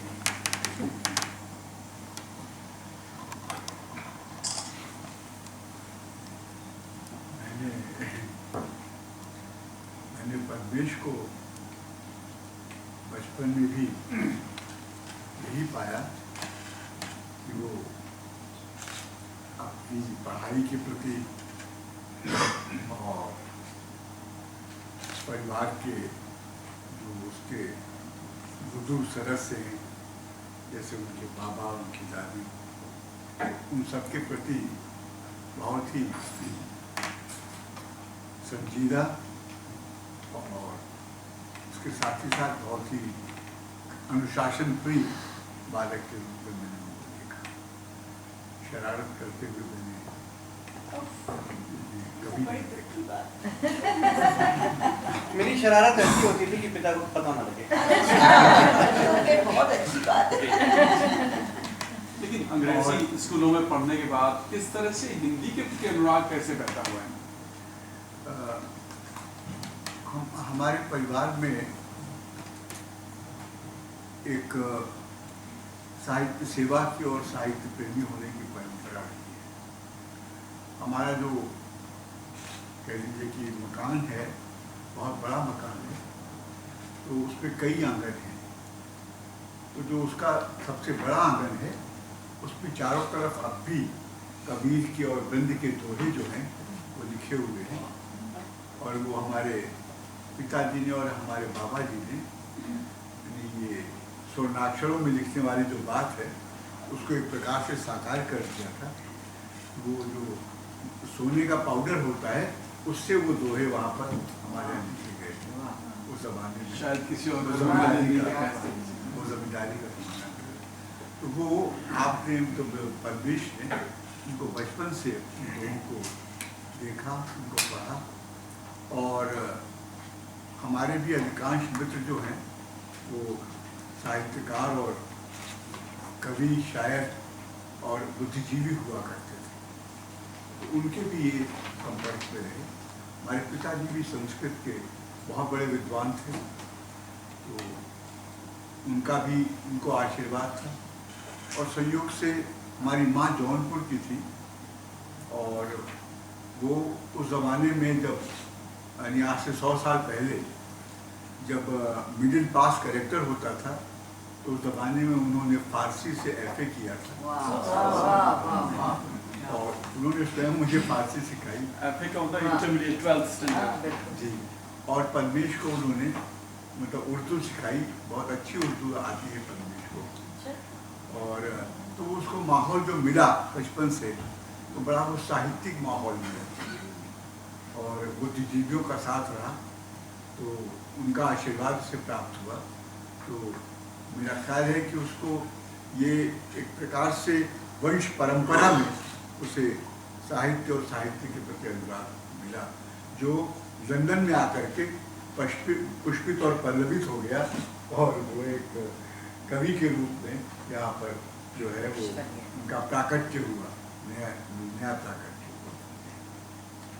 धन्यवाद डॉक्टर दाऊजी गुप्त। और आप हमारे बीच यहाँ दिल्ली से विशेष रूप से इस कार्यक्रम में के लिए आए हैं वाणी प्रकाशन के संस्थापक श्री अरुण माहेश्वरी जी, और ख़ासतौर से यूके हिंदी में जो रचनात्मक कार्य है उसे आगे बढ़ाने में वाणी प्रकाशन का बहुत बड़ा योगदान रहा है। तो पहले तो हम आपका स्वागत करते हैं, और क्या कहना चाहेंगे आप पद्मेश जी के कृतित्व के बारे में?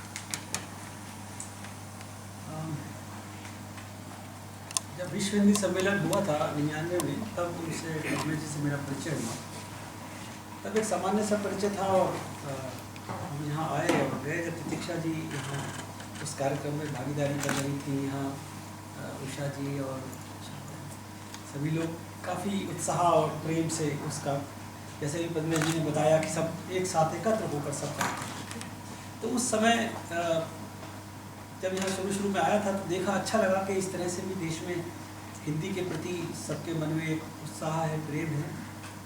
धीरे धीरे पद्मेश जी से चर्चा हुई और फिर तेजिंदर जी यहाँ आए। उसके बाद में हम किताबें प्रकाशित, यहाँ से काफ़ी किताबें यूके हिंदी समिति के साथ मिलकर, यहाँ भारतेंदु विमल जी हैं, उनकी किताब सोन मछली उस समय प्रकाशित हुई, सागर का पंछी किताब छपी आदि, इस तरह से। तो धीरे धीरे एक परिचय बढ़ा। तो ये लगा कि जो सभी को साथ लेकर एक जो प्रगतिशील जिसे विचारधारा कहते हैं, क्योंकि अभी हमने देखा कि बहुत सी कविताएं तो ऐसी हैं जो हमारे अपने आंतरिक अनुभवों पर हैं, जो हम अपने अनुभव बांट रहे हैं सबके साथ। परंतु बहुत जैसे पौधा कविता इन्होंने कही, तो ये एक बहुत ही प्रगतिशील कविता जैसे मैं मानता हूँ कि विचारों के साथ सबको एक मिलाकर हिंदी के लिए, मतलब देखिए एक प्रकाशक के नाते मेरा तो उद्देश्य हिंदी है कि जहाँ हिंदी के प्रचार प्रसार होगा, जहाँ हिंदी के लिए काम हो रहा होगा, क्योंकि हम सब हिंदी को ही समर्पित हैं। आज हम जो बैठे हैं यहाँ जितने भी लोग हैं, सब हिंदी के प्रति ही यहाँ पर उपस्थित हैं। तो हिंदी का जहाँ जहाँ विकास होगा या उसकी संभावनाएं होंगी, वहाँ एक प्रकाशक के नाते मेरी भी जिम्मेदारी है कि मैं उसमें रहूँगा। और पद्मेश जी के साथ जैसे जैसे बातचीत हुई, काफ़ी मित्रता और साथ साथ लेखन से भी परिचय होता गया। तो असल में हिंदी हमेशा प्रगतिशील रही है और विकसित होती हुई है। हम हिंदी को कभी भी नहीं कह सकते कि पूर्णतः विकसित। तो अब जैसे ये सागर का ये प्रवासी पुत्र कविता संग्रह आया, तो इस कविता अभी तो एक डेफिनेशन ही तय नहीं हुई है, परिभाषा तय नहीं हुई है कि प्रवासी की परिभाषा क्या होगी। लेकिन इस कविता संग्रह में एक इतनी गहराई है और इसमें एक अपने स्टैंड लेने की एक जगह है इसके अंदर। तो ये लगता है कि एक जगह हम लोग खड़े होने की कोशिश कर रहे हैं और जिसके अंदर एक सबल कदम। तो ऐसे ही मैं आपको एक 4 पंक्तियाँ सुनाता हूँ जो प्रकाशक के लिए हैं, मतलब एक पुस्तक विक्रेता के लिए, कि दुकान किताब की महज एक दुकान नहीं, यहाँ है समंदर उफनते ख्यालों का। क्या बात, क्या बेचने वाली दुकानें खास होती हैं, यहाँ जज्बात मिलते हैं, यहाँ ख्यालात मिलते हैं, यहाँ आदमी को इंसान बनाने के समानात मिलते हैं। और ये जहाँ जज्बातों का समंदर हो, जहाँ ख्यालातों का समंदर हो, वहाँ तो होना लाजमी है।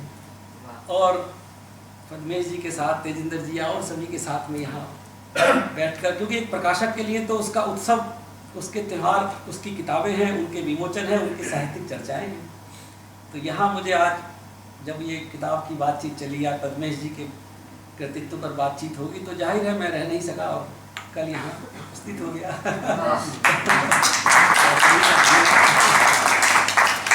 तो बहुत बहुत धन्यवाद कि आप आए। और ख़ास तौर से मैं ये उम्मीद जाहिर करना चाहूँगा कि भविष्य में भी यूके में जो हिंदी साहित्य लिखा जाएगा उसको आपका आशीर्वाद मिलता रहेगा।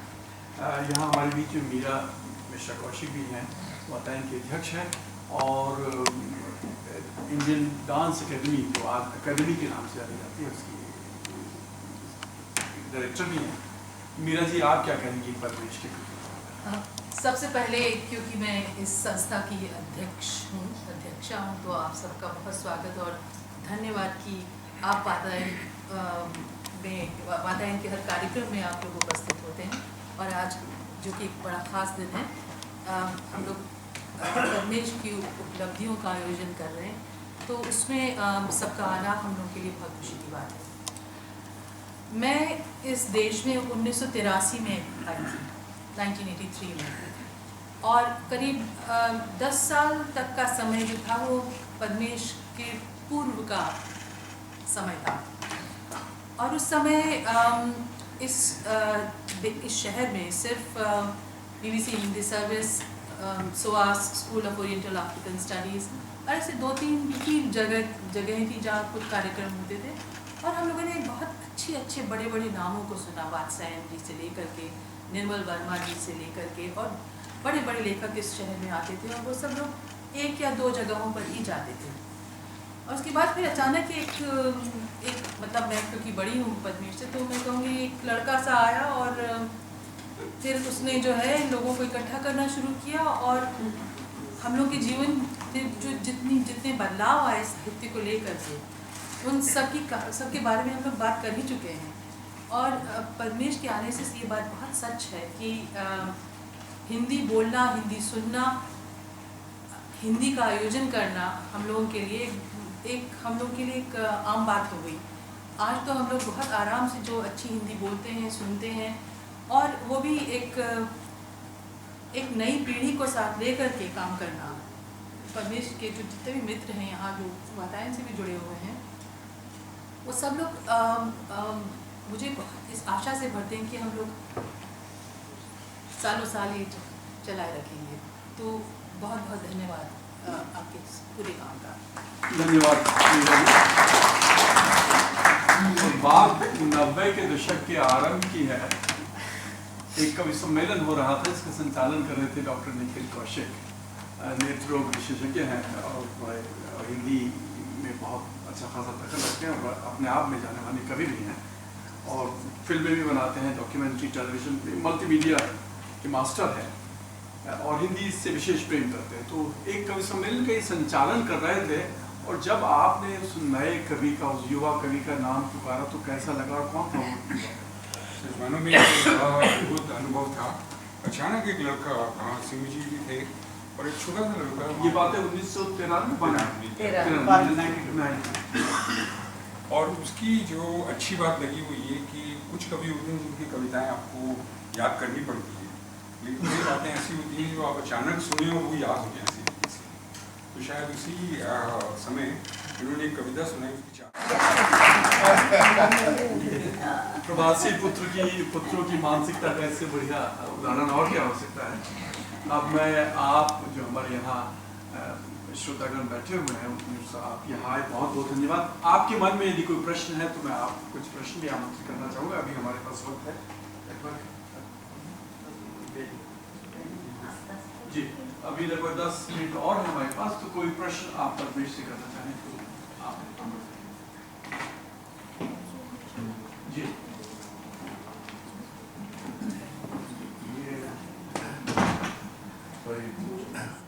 आपको कैसे पता कि मैं बाहर से हूँ?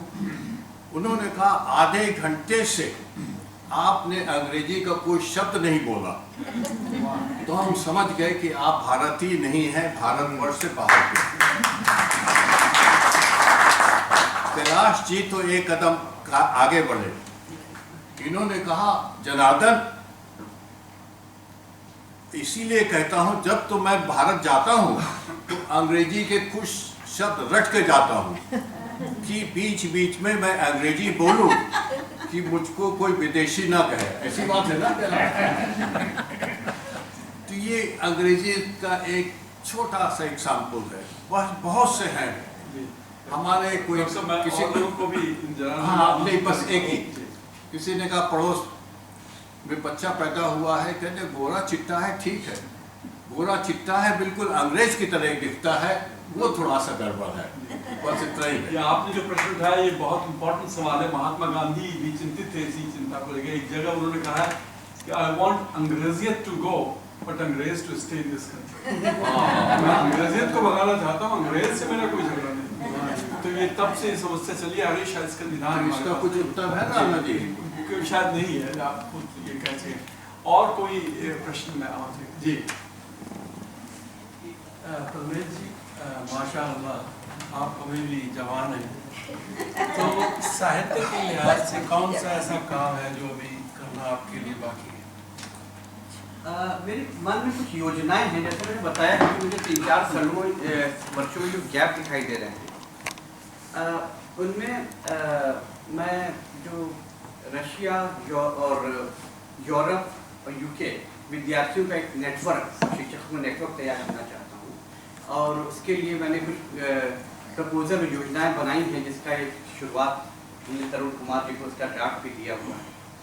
इसके साथ साथ अभी मेरी खैतान फाउंडेशन है इंडिया में, जो कलम सीरीज़ वहाँ पे चलाते हैं, तो उनके साथ हम साहित्यकारों की एक सीरीज़, उस सीरीज़ कलम सीरीज़ को इंग्लैंड लाने की योजना बना रहे हैं और अगले वर्ष से वो शुरू हो जाएगी, जिसमें साल में कोई 5-6 हिंदी के लेखक साहित्यकार यहाँ पर आएंगे, उनका यहाँ के लेखकों के साथ इंटरेक्शन होगा।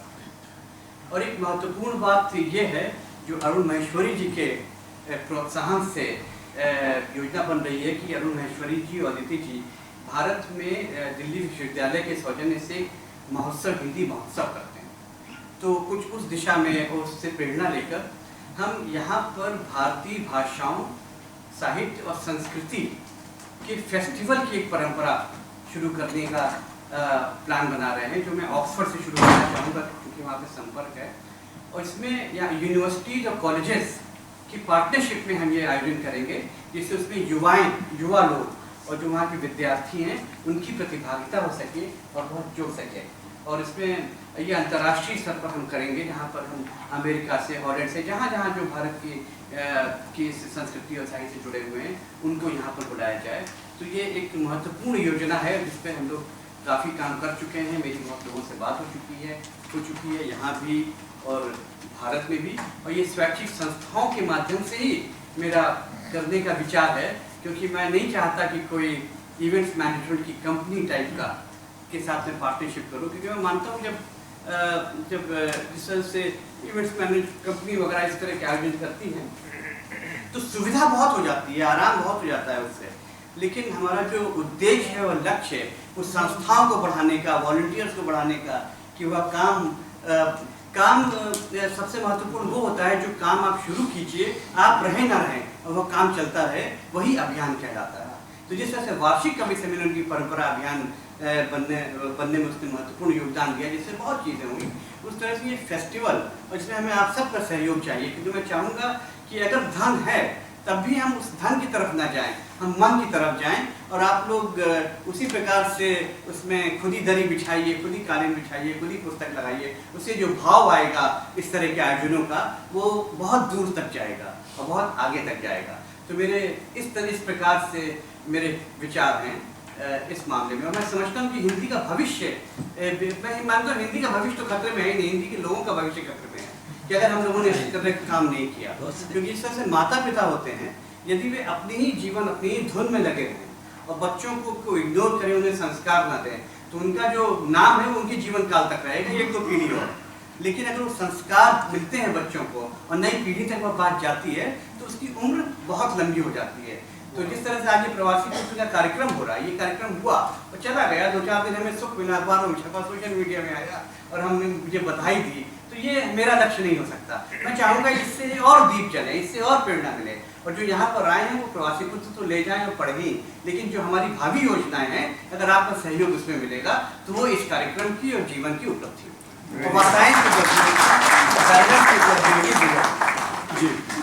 मैं जम्मू से आया हूँ जी, निर्मल विनोद नाम है, आपके नाम से परिचित हूँ, अरुण जी से, सब लोग राधे जी बैठी हैं यहाँ, मेरे सुपुत्र के कारण मैं यहाँ हूँ।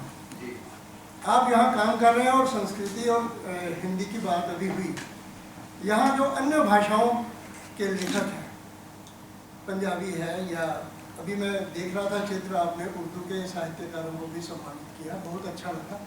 तो यहाँ जो अन्य लोग हैं जैसे पंजाबी के या और भाषाओं के, उनकी सोच, आपका विजन और जो आपका संगठन कौशल है, अभी जो बातें सामने आई उससे मैं अभिभूत हूँ। और मैं ये जानना चाहता हूँ कि उन लोगों का आपके साथ क्या संपर्क और सांस्कृतिक जो आगे भविष्य की आपकी योजनाएं हैं उनमें क्या उनकी कोई भागीदारी रहेगी, या उनकी कोई प्रतिक्रियाएं रहीं कि हिंदी वाले आगे हो गए और हम पीछे, या इस तरह की कोई बात, या कहीं राइवलरी की बात, या कहीं ईर्ष्या की बात, क्या ऐसा तो नहीं? ऐसा मेरे साथ कभी नहीं था। और मैं बताऊँ, यहाँ पर जितना सहयोग मुझे गुजराती समुदाय से, पंजाबी लोगों से और उर्दू वालों से मिला है, उसका अगर उसको कंपेयर किया जाए तो उसका प्रतिशत बहुत आगे है, और बहुत अच्छे से हिंदी को सब लोगों ने आत्मसात किया यहाँ पर और बहुत सहयोग किया। ऐसा कोई व्यक्ति नहीं है, जबकि बल्कि भारतीय विद्या भवन में डॉक्टर नंद कुमार जो कि तमिल को प्रमोट करते हैं, उन्होंने भारतीय जन दरवाज़ा भी हमेशा के लिए खोल रखा हम लोगों के लिए। ऐसा कोई अनुभव मुझे नहीं हुआ। जी धन्यवाद। हमारा समय अब समाप्त होने को है और मैं अंत में कैलाश बुधवार जी को आमंत्रित करूंगा कि वो धन्यवाद प्रस्ताव करें। कैलाश जी हमारे कहना चाहिए कि हिंदी के पितामह एक तरह से कहेंगे, सबसे वरिष्ठ लोगों में से एक हैं और जहाँ जहाँ हिंदी का कोई भी कार्यक्रम होता है किसी भी कीमत पर वहाँ उनकी उपस्थिति होती है और उपस्थिति बहुत सक्रिय भागीदारी भी होती है और हम सब ने बहुत सीखा है इनसे। कैलाश बुधवार जी। धन्यवाद विजय भाई।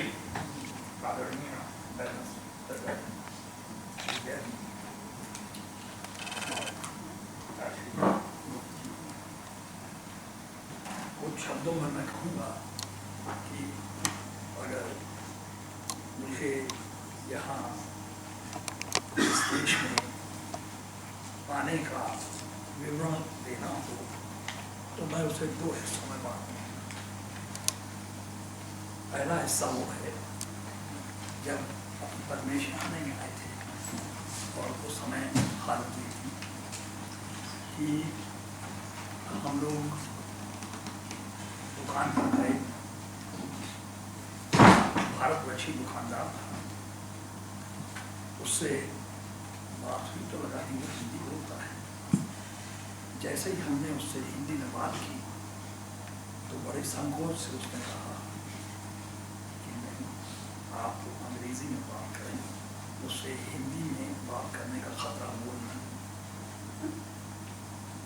सच बात यह है कि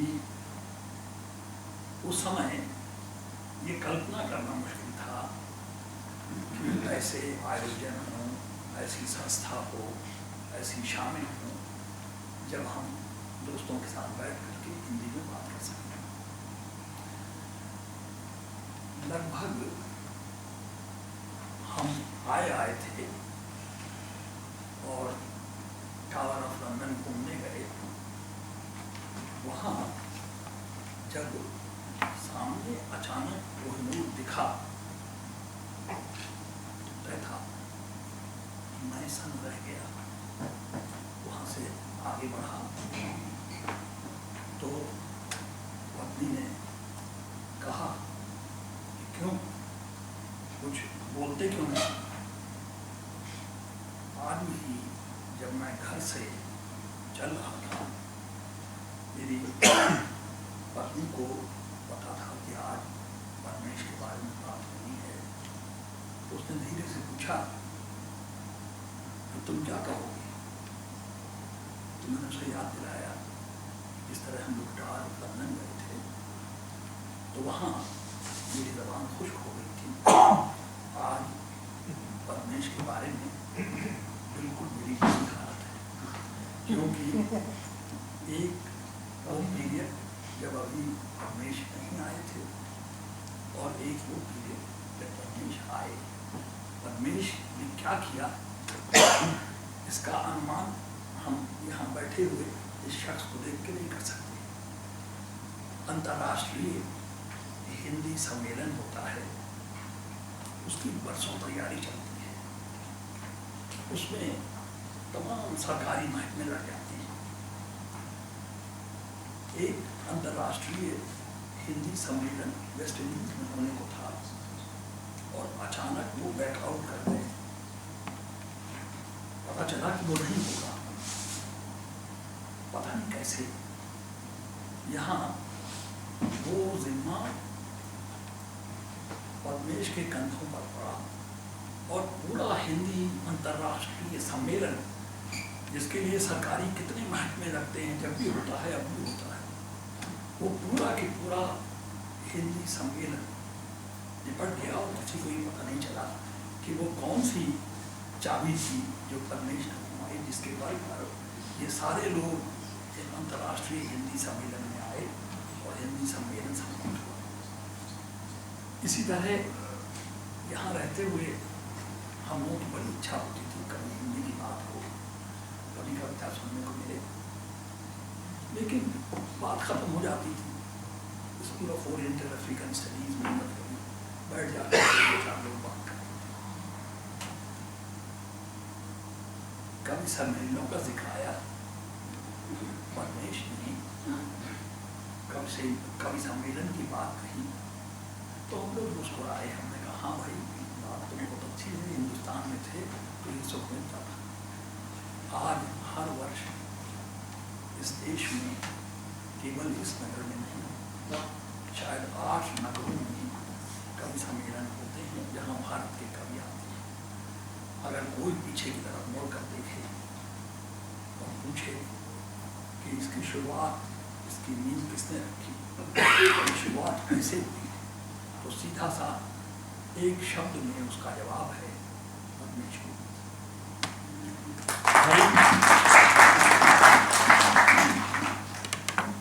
मुझे याद आता है कि हम लोग छोटे थे, घूमने गए, एक तरह का लोकल फॉरेस्ट था, रास्ता भटक गए तो मुझे घबराहट हुई। अचानक एक व्यक्ति मिला, उससे पूछा तो उसने बड़ा आसान सा सादा रास्ता बता दिया। हम लोग जो यहाँ बसे हुए थे, जो हिंदी में बात करने को तरसते थे, पर कोई मंच नहीं मिलता था, परमेश उसी रास्ता बताने वाले की तरह आए, इनसे पूछा भी नहीं और इन्होंने वो रास्ता तय कर दिया जिसके बल पर आज हर वर्ष कई नगरों में कवि सम्मेलन होते हैं। यहाँ से कई छात्र भारत जाते हैं, वहाँ से कई छात्र आते हैं जो हिंदी सीखते हैं। ये सब ऐसा करिश्मा है जिसे परमेश को देख करके हम लोग भाग नहीं पाते। इनसे मिलते हैं तो बिल्कुल सरल भाव से बातचीत होती है, लेकिन परमेश का ये कॉन्ट्रीब्यूशन, वो अंतर्राष्ट्रीय हिंदी सम्मेलन, छात्रों का हिंदी में भारत भेजा जाना, वहाँ से उनका आना, यहाँ हिंदी की कक्षाएँ, हिंदी की परीक्षाएँ, ये सब चल रही हैं। और अगर एक बार हम पन्ने पलट करके देखें तो साफ पता चलेगा कि वो बिंदु जहाँ परमेश ने पदार्पण किया, जहाँ परमेश ने बिना कुछ कहे अपने हाथ में ये बात जोड़ ली, और आज जो हम यहाँ बैठे हुए हिंदी का सुख ले रहे हैं, उसका सारा श्रेय परमेश को है और उसके लिए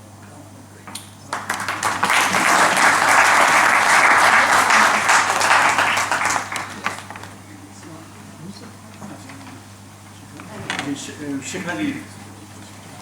जी, मैं सिर्फ धन्यवाद करना चाहती हूँ आप सभी का वातायन की तरफ से, पर उससे पहले कि समापन हो, हालांकि मन तो किसी का नहीं करेगा कि परमेश जी की बातें या उनके बारे में बातें सुनना बंद की जाएं, लेकिन क्योंकि कार्यक्रम है तो समापन करना चाहिए।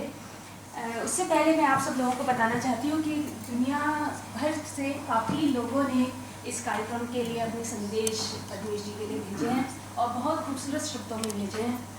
जैसे डॉक्टर रंजीत सुरमा जो फाउंडर है सुमरा, अनिल सम भाटिया थे और अनिल शर्मा जी ने पीजी से बहुत खूबसूरत शब्दों को संदेश भेजे हैं।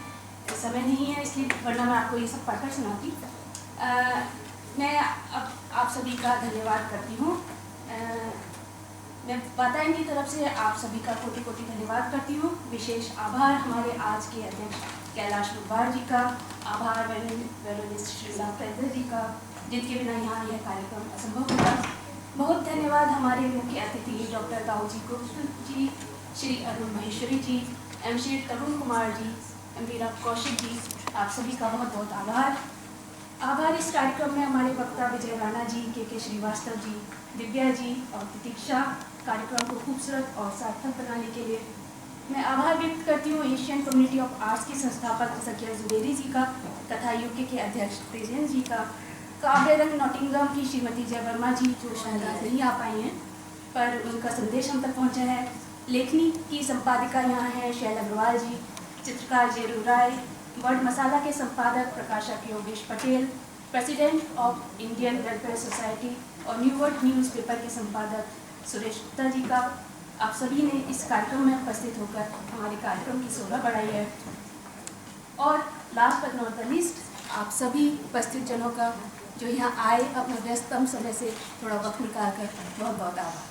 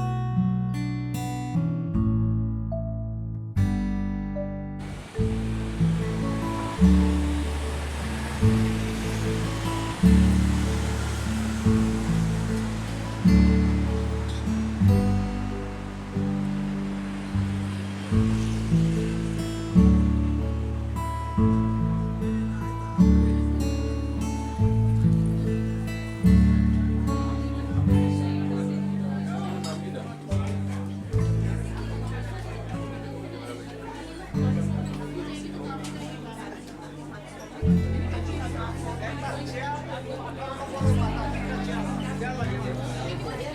you.